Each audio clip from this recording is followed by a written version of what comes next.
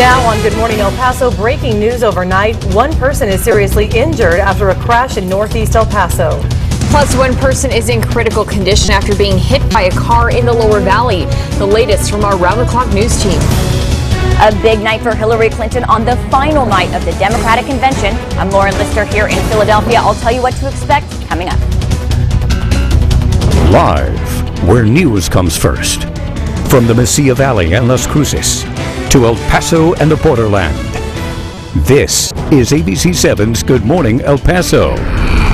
And we want to start off, excuse me, by clearing my throat and then starting off with this beautiful shot in West El Paso on top of the ABC7 studio. I get it, while you're choked up. That's beautiful. This time yesterday we saw overcast skies and rain in some parts of the borderland. Now, are those rain chances back in the forecast today? We'll have those details in a bit, but first, a very good morning to you, El Paso, Las Cruces, and Juarez. I'm Stephanie Valle, all ready for the day now.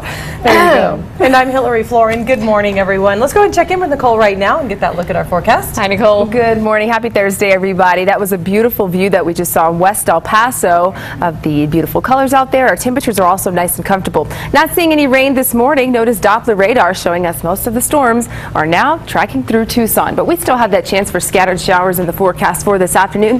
There is enough moisture in place, and although we're up to a very comfortable start as far as those temperatures are concerned right now, we will heat up this afternoon. Temperatures will be running above average. It'll be a little breezy. Again, we do have those rain chances in the forecast. Coming up at 6:07 with your weather on the 7s. We're going to take a look at your ABC7 weather net sites to get you out the door with those current temperatures. We have your planner for El Paso, plus we're going to take a look at those region temperatures. That's coming up in 7 minutes. Stephanie? All right, Nicole, thank you. To breaking news from northeast El Paso, where a serious crash happened early this morning. One person was taken to the hospital after a crash on US 54 near Fred Wilson. It happened around 2:45 this morning on the northbound lanes. At least one car was involved. And to another serious crash, this one in the lower valley.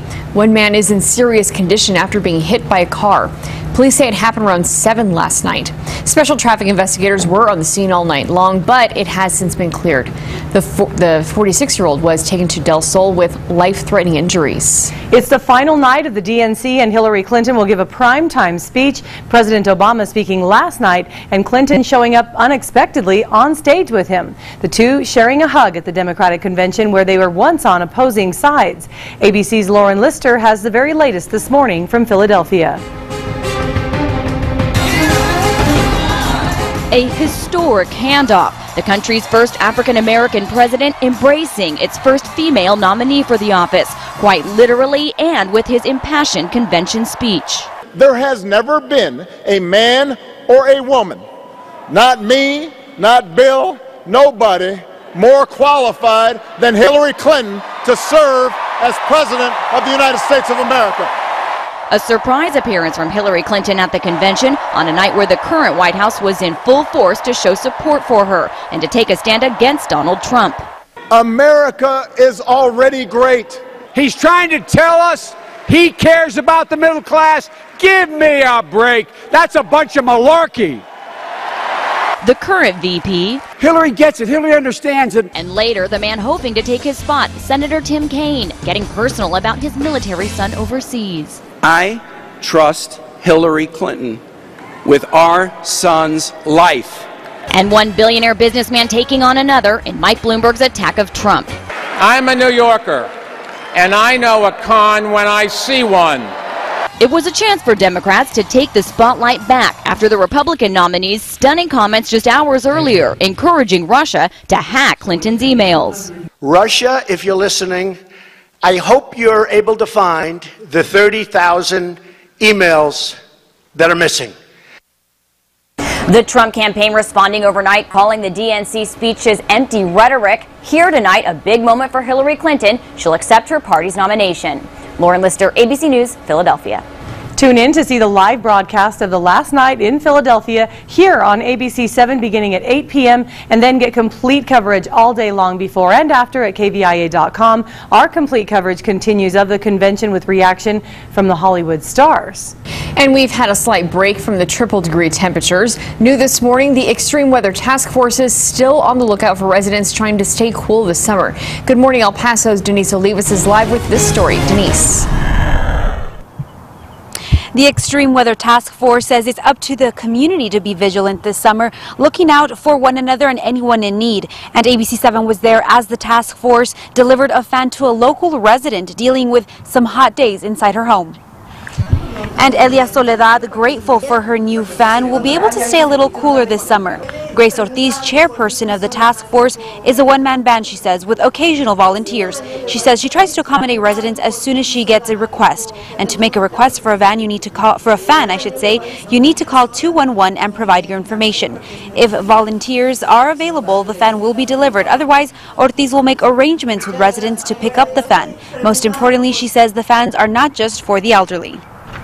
We are looking at the most vulnerable, those most affected by the heat, which is small infant children, persons with disabilities, persons with no air in the home, and elderly people who have certain medical conditions. And again, that number you need to call is 211. And coming up in our next half hour, we'll talk about why the Extreme Weather Force task first started. For now, we're live in West Central El Paso. Denise Olivas, ABC7. All right, thanks so much, Denise. The defense will present its case today in the trial of a man accused of kidnapping and raping a 12-year-old girl. The victim took the stand yesterday saying suspect 43-year-old Carlos Holcomb, a former Fort Bliss soldier, forced her into his SUV at gunpoint. ABC7 was there in the courtroom and saw the girl fighting back tears as she accused Holcomb of tying her hands and feet and putting duct tape over her eyes. She says she was driven to a home where he allegedly assaulted her. He then dropped her off at a movie theater. Baltimore's top prosecutor dropped charges against the 3 remaining officers connected with Freddie Gray's death. But she blasted the city's police department, saying the biased investigation led to the lack of convictions in the case. Gray died after sustaining a neck injury while in police custody in April 2015. 3 of the 6 officers charged in the case had already been acquitted. Now, there is filed video from Freddie Gray's arrest, and his death triggered protests against perceived police brutality across Baltimore. State Prosecutor Marilyn Mosby said during a news conference yesterday that investigating the police department with help from officers in that very department was problematic. But the police and other legal experts said her motives to prosecute the officers was politically motivated. And now 6:07 weather and traffic on the 7s right now with Nicole Gomez. Hi, Nicole. Good morning. Our clouds and radar picture showing us that we're off to a very nice start. Just a few clouds moving through El Paso, and we still have some moisture moving out towards the west, moving towards the Arizona border. Our current temperatures on our ABC7 WeatherNet site, sponsored by the mattress firm West El Paso. We're at 76 degrees.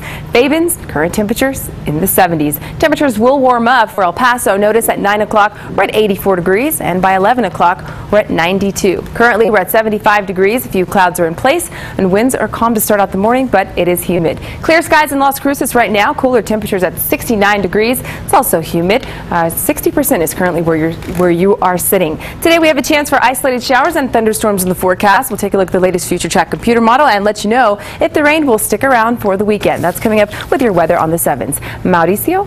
Hey Nicole, good morning. No issues right now if you're getting ready to head out the door. Again, we continue to see green across El Paso right now, so it should be a calm morning if you're getting ready to head out. It should be a calm morning as well in Las Cruces. Good morning to you. 66 miles per hour in both directions on I-10. Highway 70 east of Las Cruces will remain open all day. So again, no major issues going on right now. Let's give you a live look outside now with our ABC7 TxDOT camera. Earlier today, as we mentioned at the top of our show, US 54 at Fred Wilson, there was a crash that was blocking traffic, but I can tell you it has been clear now for a little bit. All right, thanks so much, Mauricio. And we have more to come here on Good Morning El Paso. After trying to kill a U.S. president more than 3 decades ago, the man accused of doing it is now a free man. Plus, an amazing rescue caught on a police body camera. Why the driver of the car is facing charges. This is ABC7, where news comes first. You're watching ABC7's Good Morning El Paso with Hillary Floren, Stephanie Valle, and live reports from Denise Olivas.